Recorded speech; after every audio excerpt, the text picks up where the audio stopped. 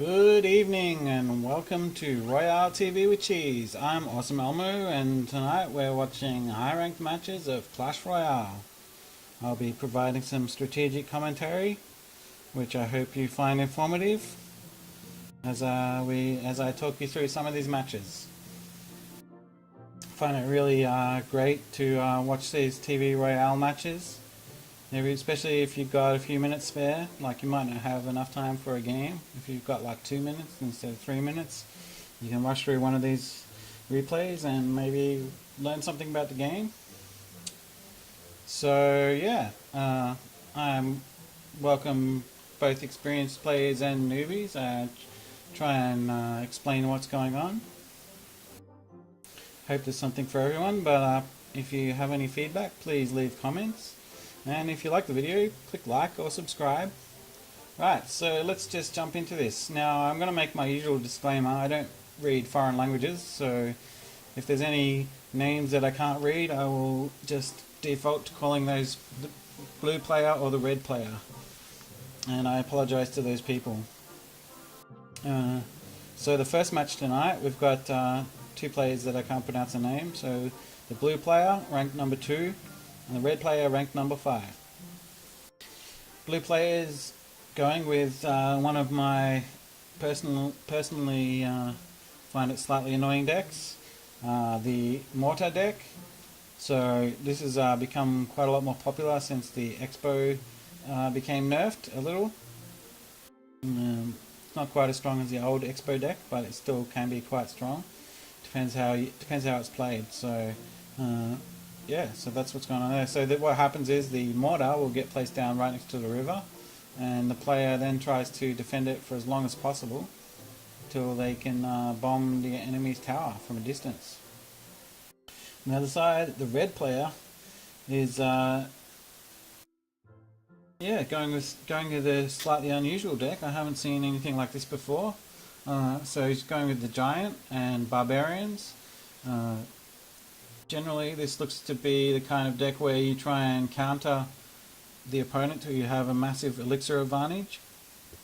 My only concern looking at this is a slight lack of anti-air. He does have the spear goblins and the archers, although they are fairly weak. Fireball, for instance, could kill them. His biggest key though is this lightning spell. So he's either going to use this lightning spell to take out big units or to take out enemy towers, which that's going to work really well against this deck actually, because this deck relies on these big towers. So I think the red player is probably going to win this one just because the blue player's strategy is almost completely countered by that lightning spell. So let's watch the match and see what happens. Alright. Kings are both sitting back, relaxing. Bit of banter from both sides. Blue's a bit sad. Giant about to come out from red. Going to go. The elixir comes out, so are we going to see an aggressive play? Yep. Giant with some spear goblins, but those minion horde is going to cause a real problem. The arrows come out though, so great play from red. But the Inferno Tower, unfortunately, getting distracted by these little goblins here, so there's still going to get quite a bit of damage on this tower. Not quite a huge amount though, which is probably consider a win for blue. You want to try and get the tower down to about 1200 if an elixir comes out to break even. Lightning spell comes out, so that's going to more or less destroy that mortar there, and another elixir pump comes down. Now, blue's on a very low elixir amount. I don't know if red realizes this, but red's not going to capitalize. So, yeah, here's a chance. Both players not really sure what to do. Red just sending out a poke. Bit of a waste of elixir there. All that elixir advantage is gone now. But going for another giant spear goblins attack. Here comes the Inferno Tower again. So pretty much a repeat of last time. The arrows come out. But yeah, generally well countered by blue. Red's going to be hanging on to this lightning spell now. Possibly going to come out now, depending on what sort of radius he can get for those. Actually, he's going to go try and counter that mortar with the barbarians. so it doesn't need the lightning at the moment. Cannon comes down, that's going to take care of those barbarians. Neither player really able to make a huge headway at the moment. Red's thinking about banking some elixir for the last minute. There it goes, playing that defensively, so that anything that blue sends out has to get past his first. That's also going to be a good distraction for this mortar. The giant coming in, there's the Inferno Tower though. Is he going to use the lightning spell? Yep, there we go, there's the lightning, but it's not enough to take down that Inferno Tower, unfortunately. So arrows come out to take care of those minions. The mortar still standing, maybe get one hit. There's a hit onto that elixir collector. Is there going to be another Inferno Tower come out though? Yep, there it is. So these archers though are getting a chance to do some damage down here, so watching this tower, not quite enough. Lightning spell ready to go. He's using it to counter the mortar there. Spear goblins come in, cannon coming in to defend against those spear goblins. So we're going to go into overtime, and here comes the minion horde, but they're going to get arrowed. And another mortar coming down here. Giant going in, but that giant's going to get taken out by that Inferno Tower.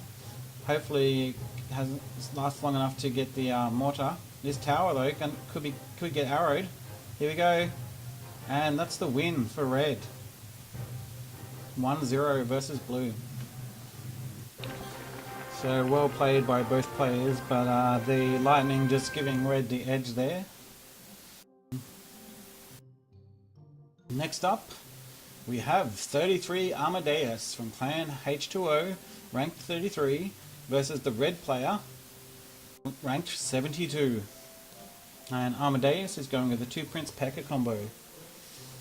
Still quite a popular combo.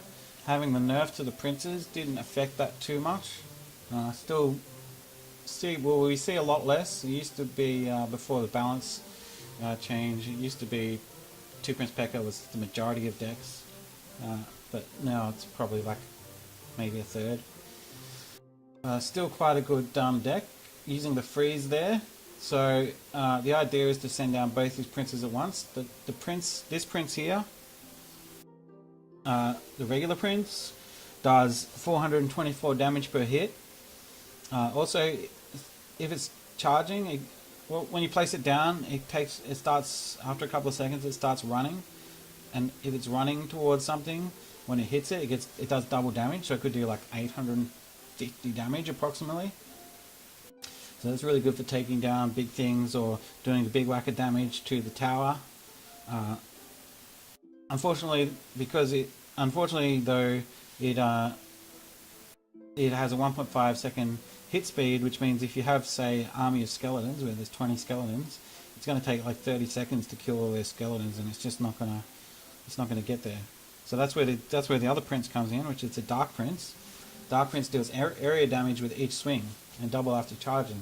So if it charges into a swarm, it does 320 area damage, which can completely wreck, say, a bunch of goblins or skeletons, etc., etc. So generally what people try to do, the 2 prince strategy, is to send both these princes at once. They both have the charge, they both move at the same speed, and so therefore whatever the opponent throws at it, there's no really good counter to that. Anything that does counter it sort of is tanks, like say the giant. Like the giant has 4,600 hit points, so even after that 1,100 odd charge damage, it's still going to have most of its health. So while those 2 princes are attacking the tank, then you can drop some other units in to take out the princes. That's probably the major counter to that play.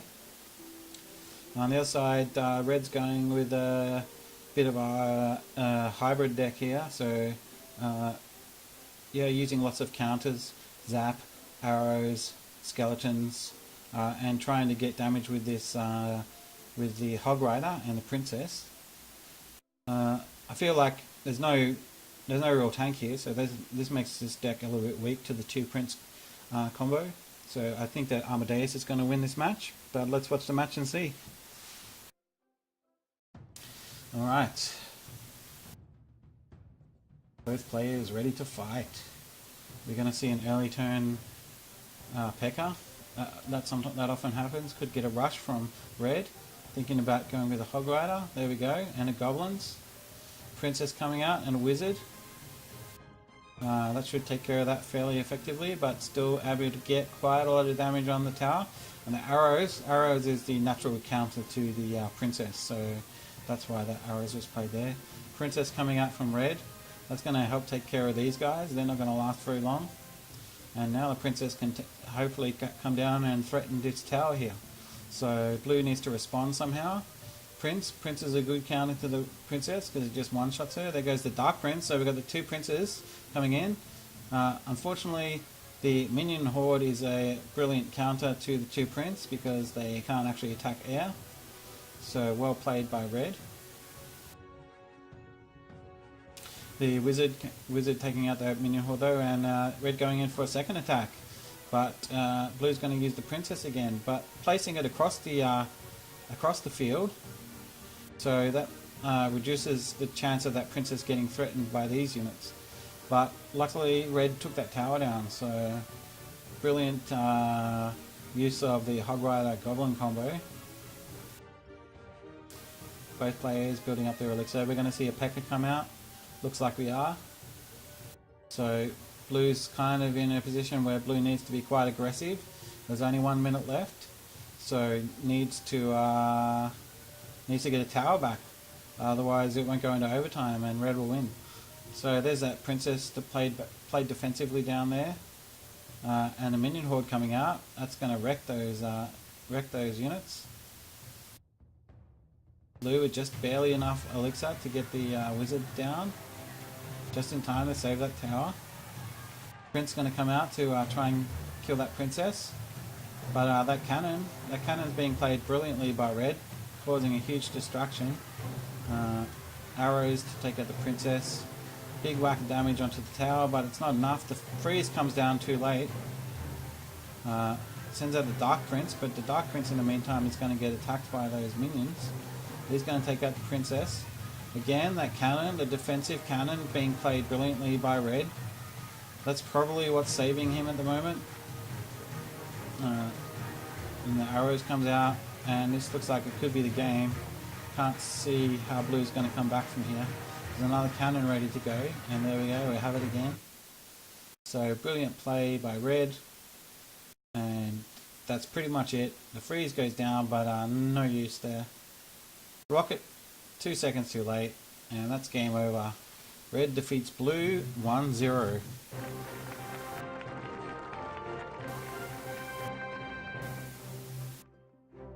So yeah, that minion horde being the key card there, and the cannon.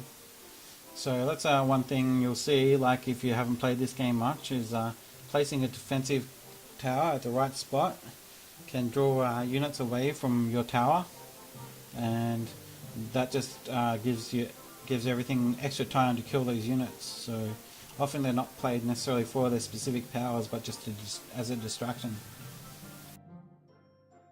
Next up we have Cynesta from Clan H2O, ranked 4, versus the red player, ranked 3. And Cynesta is also going with the 2 Prince P.E.K.K.A combo, almost identical to the previous setup, except the difference being arrows instead of rockets. The big difference between those two cards is arrows is a cheap spell, so you can throw it out fairly easy. Rocket does a lot more damage, so better against big units, but my personal opinion, I think the arrows is a better choice than the rocket. There's more opportunities to use it, and also obviously it's like the natural counter to princess, which gets played quite a lot. However, this red player is playing the witch, which is can be really difficult to deal with, just because you can hide the witch behind something, and even if you fireball it, the fireball doesn't do enough damage to kill the witch. Like, let's have a look. This is 757 damage, and the witch has 965 hit points. So you can't just one-shot her with the fireball, which makes her really tricky to deal with. So yeah, red is going with the Hog Rider freeze combo. Generally speaking, what happened, you want to send down the Hog Rider, and then if it looks like it's about to hit the tower, you drop the freeze. Hopefully drop it in response to your opponent putting some defensive units down. So for instance, the opponent might put down the prince when they see the Hog Rider coming, and as soon as they put that prince down, you freeze the tower along, and the prince gets frozen with it. The Hog Rider can go to work on the tower and take it down. Also, with all these goblins and the barbarians, will combo really well with the witch, which generates little skeletons, so you can get a really big snowball happening, and it becomes really tricky to deal with because there's so many different units as a distraction that it's hard to get to this witch to take care of her and stop the snowball. So I'm going to say I think that red has a slightly stronger strategy here, but let's see how wrong I am. The Legendary Arena, home to red, Cynesta visiting, and the race is about to start. On your marks, get set, go. Red starting off with a little poke. Cynesta bringing out the P.E.K.K.A. straight away, so an aggressive move. It's like kind of a bit of a challenge, like what do you got to deal with this? But the Hog Rider going down, and the freeze ready. Where's that freeze? I'm not sure why the freeze didn't come out there. That was an odd choice. That could have been a really strong move by red, but maybe red was more concerned about the P.E.K.K.A. here. In the meantime though, the two princes are getting down to this tower, so things not going very well for red at the moment. You can see the witch here works pretty well against a card like P.E.K.K.A. because you can just keep sending out those skeletons as a distraction. Arrows coming out to take care of the princess, and a witch and ice wizard battling off against each other. Just a few little skeletons left over here. This tower here is taking a bit of damage. That's about the only thing that's eventuated from all this at the moment. So Nesta's banking some elixir, so hoping to build up some power here. Prince comes out, that's going to take care of that Hog Rider. Hog Rider's going to get a couple of hits though. But now we've got the two princes coming down, so what's red even going to do here? The witch works out alright actually, like getting the area damage onto the princes and those skeletons, causing a bit of a distraction, so nice play by red. The witch got a bit of a buff to her damage in the recent patch, so that's why I'm probably seeing her used a little bit more now. And that princess is going to do good work on that witch. These barbarians can do pretty well against P.E.K.K.A. if you can get P.E.K.K.A. alone. But yeah, red sending out the Hog Rider. Not sure what that's going to achieve at the moment. The barbarians going down. So here we go. Red's thinking about trying to build up a bit of a snowball. But the prince taking out most of those barbarians. And the princess is going to be a bit of a problem, but the arrows to counter her. Hog Rider's coming in. See all this distraction here. This gives everyone a good chance to get it going. The freeze coming down, but I don't think it's going to be enough. The princess is going to come out in just a second, but getting distracted by those skeletons. So Cynesta not having a lot of elixir. Arrows coming down. Unfortunately, that's all going to be countered though. This tower on very little health here, you can see that was from that earlier Dark Prince attack. So we're in overtime. I think Cynesta is going to get this. He's just going to manage to push through. Freeze coming out by Cynesta, but the barbarians, good counter to Prince. Arrows for the princess. Witch coming down. But no skeletons at the moment, so that's going to die. Dark Prince, of course, will wreck those barbarians with the area attack. And a defensive witch coming out here. So can Cynesta get through to that tower, or is it going to be a draw? The princess though taking the tower, so that means Cynesta wins 1-0. Good play. I'm surprised that red didn't use that Hog Rider freeze combo. There was a few opportunities there when could have used it, but there we go. It's hard to know. Like when you're actually playing the game, it's a lot of stress. Sometimes you're just too distracted by one thing to worry about another thing. It's very easy to say these kind of things watching the match. Next up, we have taishuaile versus cccwh.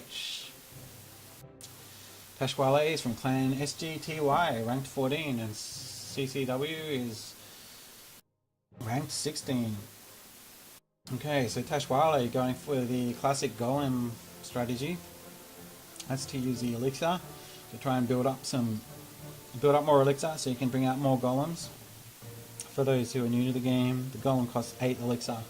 Your maximum elixir is 10, so this is like quite a big investment to bring out a golem. Generally speaking, what we see is that the players try to bring out 2 golems in the last minute when they've got the double elixir and just try to overwhelm the opponent. So they play defensively early on, but then aggressively towards the end. CCWH is playing a golem deck as well, but going with a slightly different strategy. This is, yeah, we see this quite a lot these days, the poison golem combo, which can work pretty well because you've got to drop units, a lot of units on the golem to try and kill it. With the poison, with a large radius, can take those units down. Well, because it takes so long for them to kill the golem. The golem has a massive amount of hit points. It has 5,280 hit points. So it can take like, depending on what units you have, it could take 10 to 20 seconds to take down the golem, in which case this poison could destroy everything. Yeah, and also, of course, using the swarms here to try and help the golem get to the enemy tower. So this could be interesting, bit of a mirror match, slightly different strategies, but both trying to get kills with the golem. Hard to pick who's got the better chances here. I think that CCW with the poison is going to pull it off, but let's watch and see.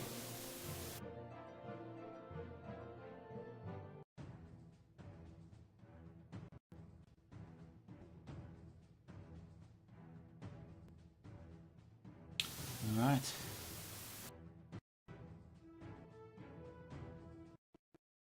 taishuaile going with an elixir collector, and CCW starting to build up that pressure with the goblin hut. Bit of network latency here, I apologise.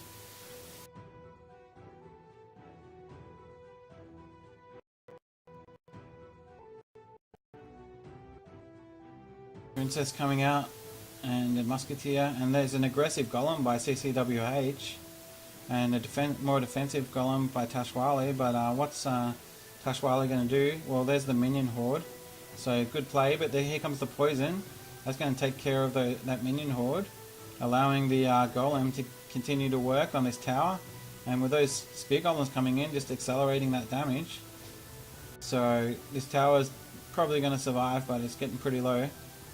The Inferno Tower there did manage to get rid of the big golem, leaving the golemites. Skeleton coming out to defend against this prince.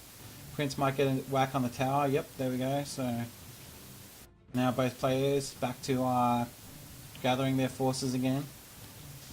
CCCWH having a slightly better attack there. Although taishuaile has an elixir collector, so they have the small advantage in that regards at the moment. But it's going to be golem on golem.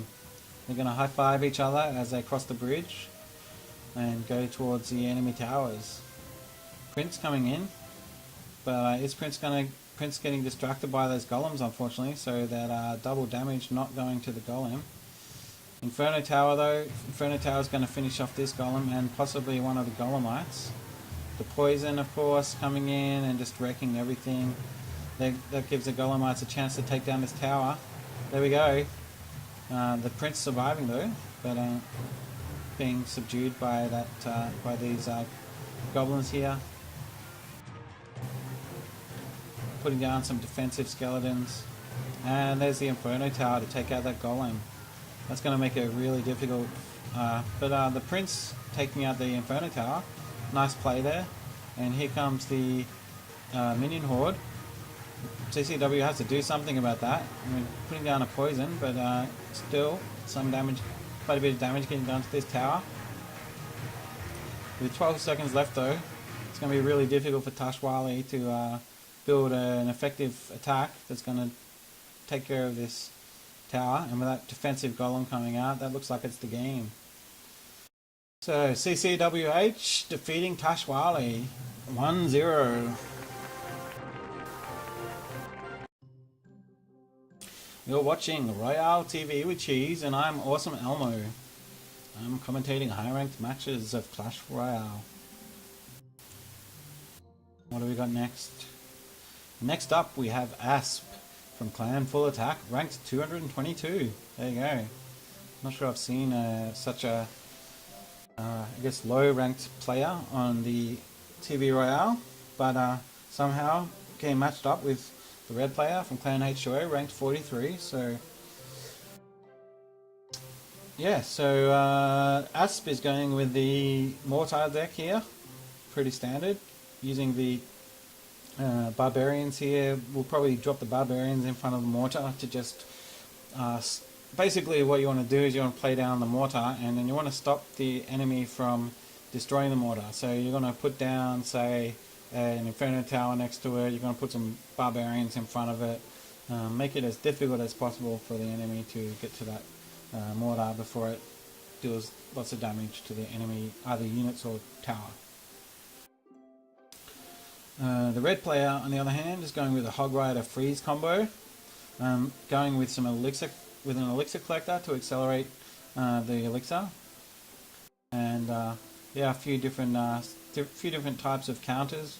So I've got the Valkyrie very good against swarms, and the skeleton army to deal with big units. I may actually try to use Dark Prince in combo with the Hog Rider to try and clear the way, to help the Hog Rider get to the tower and then drop a freeze. I think that a lot of these cards are going to help red counter this Mortar pretty well. The only problem card that's a real threat for red is this Inferno Tower. But perhaps if they could use the freeze to help with that. But the real big thing here is the Valkyrie and the Hog Rider. Valkyrie is going to do well if Asp uses the Barbarians to protect the Mortar with her area damage, and the Hog Rider can rush in and take out these buildings. So I think that red has a slight advantage here, not to mention being a much higher ranked player. But yeah, let's watch it and see what happens. Alright, we're going to see an early Inferno Tower here possibly, and red's going to bank some elixir, so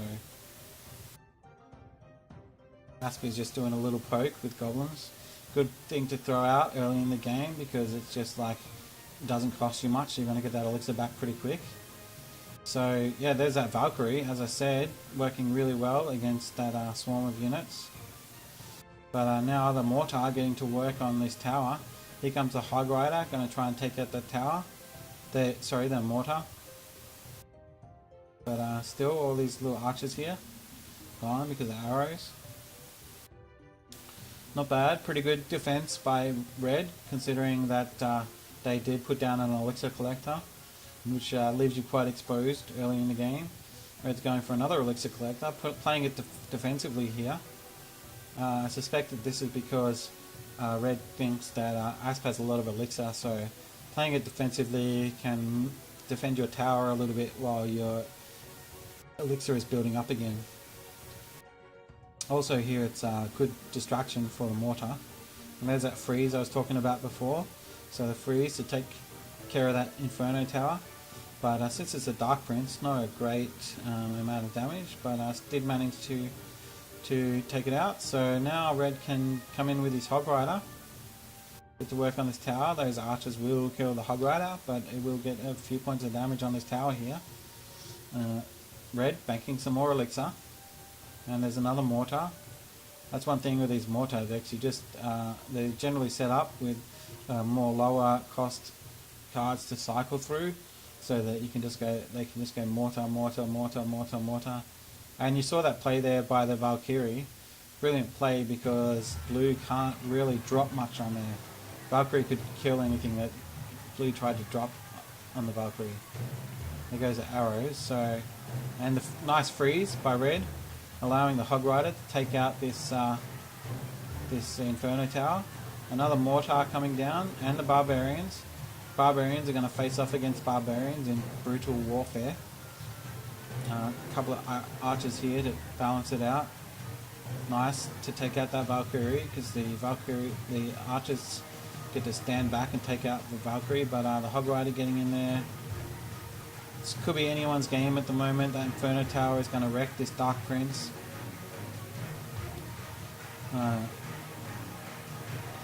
So yeah, Barbarians coming in.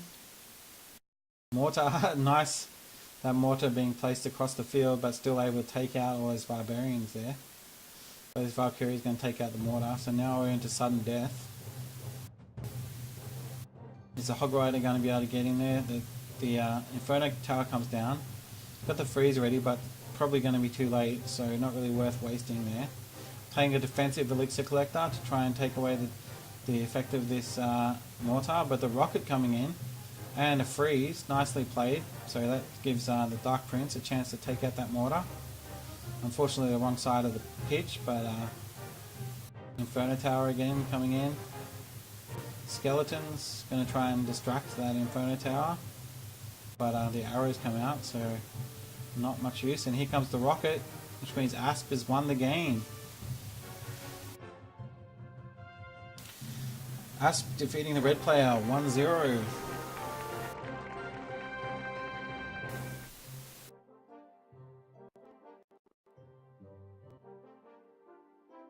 Seem to be having a little bit of lag across my network at the moment. So yeah, I might just do one more game and then I'll take a little break. Next up, we have the blue player, ranked 50, versus red player, ranked 99. And the blue player is going with the 2 Prince P.E.K.K.A combo. We talked about that a lot today, so we won't go over that again. On the other side, with the red player, playing beatdown deck here with using the P.E.K.K.A and the Hog Rider, but also with trying to go with quite a variety here, so that they can try and counter anything that comes their way. This minion horde is going to work really well against this attack here. The arrows, of course, is going to be crucial to dealing with that minion horde. So red really needs to bait out that arrows before the minion horde comes out. Although, because the minion hordes are generally going to be played in response to these 2 Prince P.E.K.K.A, that means that blue's in control. Blue can build up that attack and have the arrows waiting. So I think that blue's got this pretty well tied up here. The P.E.K.K.A could be a problem, but I think we'll see blue win. Let's watch and find out what happens.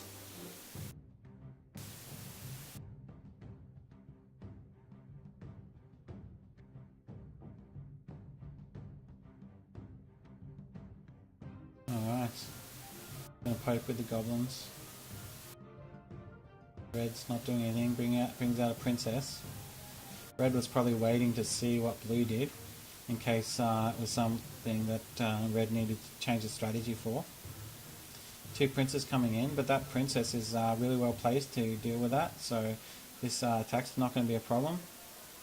That leaves red with a massive 2-lane counter attack.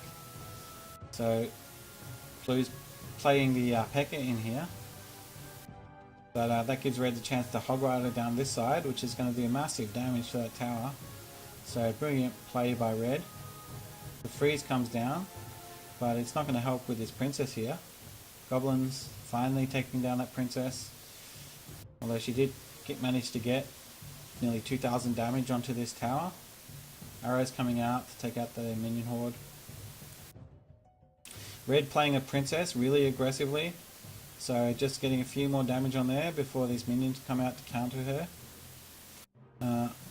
This looks very much in red's favour at the moment. I'm not sure what blue's going to do. The biggest risk for red though is to over commit and giving blue a chance to rush down, say, an enemy lane. So red needs to be a little bit careful. Blue could rush this lane at the moment, for instance, but blue's trying to go for more of a snowball attack.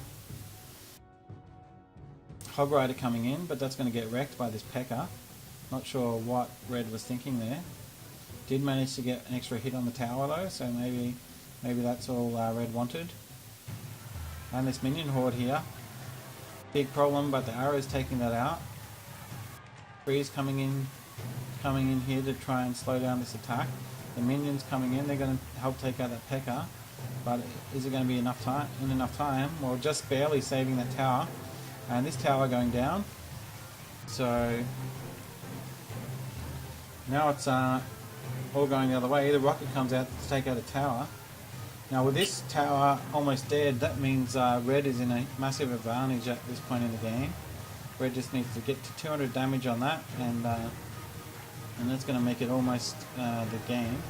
Prince coming down to attack this tower, but the barbarians are a brilliant counter to Prince, so well played by red. And the princess coming out, that's going to help stop further aggression. Only got to survive 6 more seconds, so I don't think this tower can be taken down in that time. And that's the match. Red defeating blue 2-1.